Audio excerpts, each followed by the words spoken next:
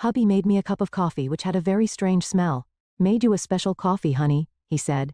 I answered, how sweet, and quietly swapped the mugs with my sister-in-law, who always bullied me. 30 minutes later, don't you want to try the coffee I made especially for you, honey? My husband James asked with an odd smile that didn't quite reach his eyes.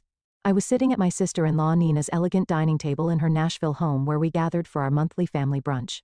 The coffee cup in front of me had a strange, almost metallic smell that made my stomach turn. My name is Christina, and at 29, I never imagined I'd be questioning whether my own husband was trying to poison me. But after 3 years of marriage and countless incidents of accidental food poisoning, I had learned to be cautious, especially around Nina. She had a way of orchestrating situations that left me sick or humiliated, always with that same innocent smile James was wearing now. How thoughtful of you, I replied, forcing a smile while my mind raced. The aroma wafting from the cup was unlike any coffee I'd smelled before. It reminded me of the time last month when I'd ended up in urgent care after drinking tea at Nina's house. The doctors couldn't explain my symptoms, and Nina had insisted she'd made the tea exactly the same way she made her own. Nina watched me intently from across the table, absently stirring her own untouched coffee. James has become quite the barista lately, she said with a smirk. He's been practicing different brewing methods just for you. The way she emphasized for you sent chills down my spine. I had noticed James spending more time at Nina's house lately, claiming they were planning a surprise for our upcoming anniversary. But something felt off. The whispered conversations that stopped when I entered the room, the strange text I'd glimpsed on his phone, and now this coffee with its peculiar scent. I lifted the cup, pretending to take a sip while studying their expressions. James and Nina exchanged a quick glance that confirmed my suspicions. Making a show of checking my phone, I stood up abruptly. Oh, would you look at that? I need to make a quick call for work. Nina, would you mind if I use your study? As I walked past Nina's place setting, I deliberately stumbled, quickly switching our coffee cups in the confusion of steadying myself. I'm so sorry, I exclaimed, straightening up. I'm such a klutz sometimes. Nina waved off my apology with a tight smile. Just try not to break anything in the study. I nodded and hurried away, my heart pounding. Through the study's doorway, I could still see them at the table. Now I just had to wait and watch. From the study doorway, I watched Nina lift the coffee cup to her lips, and my stomach clenched with anxiety. Part of me wanted to stop her, to warn her, but I needed to know the truth. I'd spent too many nights in emergency rooms, too many hours doubled over in pain, always after sharing meals with them. It wasn't always like this. When I first met James at a friend's wedding in Nashville 3 years ago, he was charming and attentive. Nina had seemed welcoming too, inviting me to family gatherings and offering to help plan our wedding. But looking back, I should have noticed the red flags.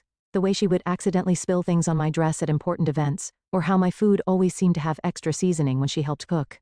The incident started small. An upset stomach here, a mild allergic reaction there. James always had an excuse ready. Maybe it was something you ate earlier, or you must be coming down with something. But the pattern was becoming clear. The worst was 2 months ago when I ended up hospitalized after eating breakfast at their house. The doctors found traces of something in my system they couldn't identify. But James convinced everyone I must have taken some expired medication. I gripped the doorframe, watching as Nina took another sip of the coffee. James was typing on his phone, seemingly unconcerned. My own untouched cup sat cold on the table where I'd left it. The metallic smell still lingered in my nose, making me shudder. A slight tremor in Nina's hand caught my attention.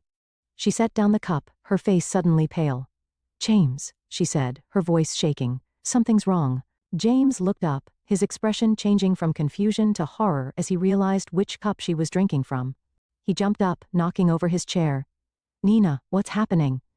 Nina's hands were trembling violently now. I feel she tried to stand but stumbled, grabbing the edge of the table for support. James, what did you put in that coffee? I stepped out of the study, my phone already recording. James was beside Nina now, his face ashen. That wasn't supposed to be your cup, he whispered. But in the silence of the dining room, his words carried clearly. Nina's eyes widened with realization and fear. Call an ambulance, she gasped, sliding to the floor. Please, I can't. I dialed 911 immediately, my hands steady despite the chaos unfolding before me. Nina was on the floor now, her body racked with violent tremors. James knelt beside her, panic written across his face as he realized their plan had backfired spectacularly. Emergency services? Yes. We need an ambulance at 1542 Maple Grove Drive, I said clearly, keeping my phone recording with my other hand. My sister-in-law appears to be having a severe reaction to something in her coffee. She's conscious, but experiencing tremors. As I spoke to the dispatcher, Nina's eyes locked onto mine. The usual cold calculation in her gaze was replaced by raw fear. "Christina," she gasped. "You switched, you knew?" "Ma'am, the ambulance is on its way," the dispatcher assured me. "Please stay on the line." James was growing more frantic by the second. "Nina, what's happening? That wasn't supposed to, it wasn't meant for." "Shut up, James." Nina snapped through gritted teeth, her anger momentarily overcoming her distress. "This is all your fault. You said it would just make her sick enough to miss the board meeting next week. You promised it wouldn't be traced." My blood ran cold. The board meeting, where I was scheduled to present my proposal for a major client account, the same account Nina had been trying to land for months at our competing firms. Everything started clicking into place. "The tea last month," I said, my voice surprisingly steady. "And the breakfast incident 2 months ago, those weren't accidents, were they?" Nina's face contorted with another wave of pain. "The tea that was supposed to keep you home during the Johnson contract presentation, but you went anyway." She clutched her stomach, doubling over. "James said, he said we just needed to discredit you, make clients think you were unreliable." The sound of sirens filled the air outside. James stood up, backing away from both of us. "Nina, stop talking. You don't know what you're saying." "I know exactly what I'm saying," Nina spat, her words slurring slightly. "We've been planning this for months, ever since Christina started outperforming me at every client meeting. You were supposed to make sure she drank it today." The paramedics burst through the front door, and I quickly stepped aside to let them work. As they loaded Nina onto a stretcher, I stopped recording and sent the video to my private email, then to my lawyer. James stood frozen, watching as his carefully constructed plan crumbled around him. "I'll ride with her to the hospital," I told the paramedics, my voice firm. "After all, I need to make sure my sister-in-law gets the proper treatment." I met James's terrified gaze, and I'm sure the doctors will be very interested in knowing exactly what was in that coffee. The emergency room at Nashville General Hospital was a flurry of activity as doctors rushed to treat Nina. I sat in the waiting room, my phone clutched in my hand, replaying the recording of Nina's confession. The tremors in her voice, the panic in her eyes. It was all the evidence I needed to prove this wasn't just paranoia on my part. "Family of Nina Anderson?" a nurse called out. I stood up, noting James's conspicuous absence. He'd mumbled something about parking the car 20 minutes ago and hadn't returned. "I'm her sister-in-law," I said, following the nurse through the double doors. "How is she?" "She stabilized, but we found concerning levels of toxins in her system." The nurse's expression was grave. "The doctor would like to speak with you about some unusual findings in her blood work." Dr. Phillips, a tall woman with graying hair and sharp eyes, was waiting by Nina's room. "Mrs. Bennett, could you tell me exactly what happened before your sister-in-law became ill?" I took a deep breath, pulling out my phone. "I think you should listen to this first." I played the recording from brunch, watching the doctor's expression change from professional concern to alarm. "This is very serious," she said, making notes on her tablet. "The substance we found isn't something that accidentally ends up in coffee. We're looking at deliberate contamination." Just then James appeared at the end of the hallway, his face pale and sweaty. He'd clearly overheard the doctor's words. "Christina," he started, taking a step toward me. "Let me explain." "Stay back," Dr. Phillips warned, pressing the nurse's call button. "Security to room 412, please." James raised his hands in surrender. "This is all a misunderstanding." Nina was confused. She didn't know what she was saying. "Really?" I pulled up the text I discovered on his phone last week, the ones I'd secretly forwarded to myself. "So these messages between you and Nina about making sure she's out of commission before the Henderson presentation were just friendly conversation." His face drained of color. "You went through my phone after I found the strange pills in your desk drawer?" "Yes, I did." I turned to Dr. Phillips. "Doctor, I've been hospitalized 3 times in the past 6 months with unexplained symptoms. I'd like to know if they match what you found in Nina's system today." The doctor's eyes narrowed. "We'll need to run some tests to compare. Security will make sure your husband remains available for questioning." 2 security guards appeared, positioning themselves on either side of James. He looked trapped, his carefully constructed facade crumbling. "Nina and I," he stammered. "We were just trying to help you slow down. You were working too hard, taking all the big clients. Nina said if we could just make you take some time off." "By poisoning me?" My voice was steady, even as my hands shook with rage. "How long have you been doing this? Was it you who tampered with my food at the Christmas party too?" James's silence was all the answer I needed. Behind him, I could see Nina's room, where she lay connected to various monitors. Her earlier bravado was gone, replaced by the fear of someone who knew their schemes had finally caught up with them. "Detective Mendoza is on her way," Dr. Phillips said quietly. "She'll want to take statements from everyone involved." I nodded, feeling a strange sense of calm. The truth was finally coming out, and there was no going back. Detective Mendoza arrived within the hour, her presence commanding attention in the sterile hospital corridor. She was a seasoned investigator who specialized in domestic abuse cases, and she listened intently as I played the recording from brunch and showed her the text messages. "Mrs. Bennett," she said, reviewing her notes. "You mentioned previous hospitalizations. Can you tell me more about those incidents?" I pulled out my phone again, opening a document I'd been quietly maintaining for months. The first time was in February after a dinner at Nina's house. I had severe stomach pains and dizziness. The second was in April, the tea incident, and then in June after breakfast with them. My voice remained steady as I continued. Each time the symptoms were similar, but just different enough that the doctors couldn't pinpoint a cause. The detective's eyes narrowed as she looked at my detailed log of dates, symptoms, and circumstances. "And you've been keeping records?" "Ever since I noticed the pattern." I hesitated before pulling out another phone from my purse. I also started carrying a backup phone with a different number. I used it to record conversations when I was around them. I have several where Nina and James discuss their plans, though they're careful not to be explicit. In one of the recordings, Nina's voice came through clearly. "The Henderson account is worth millions, James. We can't let her ruin everything we've worked for. Just stick to the plan. A few days of illness should be enough." James's response was equally damning. "I've got something stronger this time. She won't make it to the presentation." Detective Mendoza's expression hardened as she listened. Through the window of Nina's room, I could see my sister-in-law was now awake, looking significantly less confident than she had at brunch. "The hospital is running toxicology screens," the detective informed me. "Dr. Phillips has already identified several substances that don't occur naturally. We'll need samples from your home as well." A commotion down the hall caught our attention. James was arguing with the security guards, his voice rising in desperation. "I need to speak with my wife," he shouted. "Christina, please, you don't understand. We were trying to protect you." Detective Mendoza stepped between us. "Mr. Bennett, you're not helping your case. We've already found evidence of premeditated?" James laughed, a hollow sound that echoed through the corridor. "We were just trying to slow her down. She was working herself to death, taking all the major accounts. Nina said if we could just make her take some time off, by poisoning her." Detective Mendoza's voice was sharp. "That's not protection, Mr. Bennett. That's attempted murder." The color drained from James's face. "Murder? No. That's not, we never meant to." "Then what exactly did you mean to do?" I asked, my voice surprisingly calm. "When you put something in my coffee this morning, what was supposed to happen?"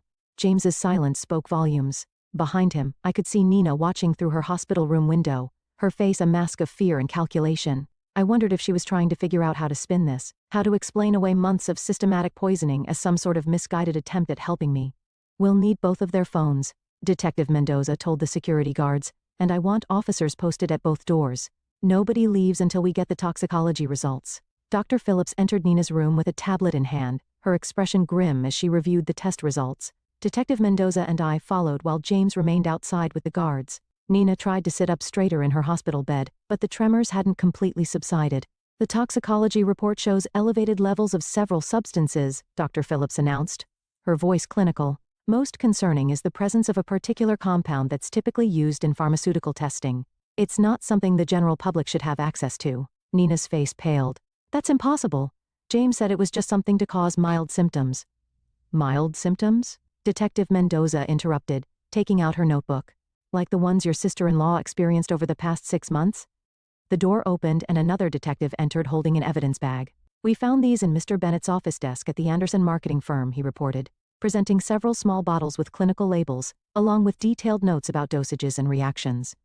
I felt my knees weaken as I realized the full scope of their plan. "You were documenting everything, like some kind of experiment?" "It wasn't like that," Nina protested, but her voice wavered. "We just needed to track what worked. The first few attempts weren't effective enough. You kept showing up to meetings anyway.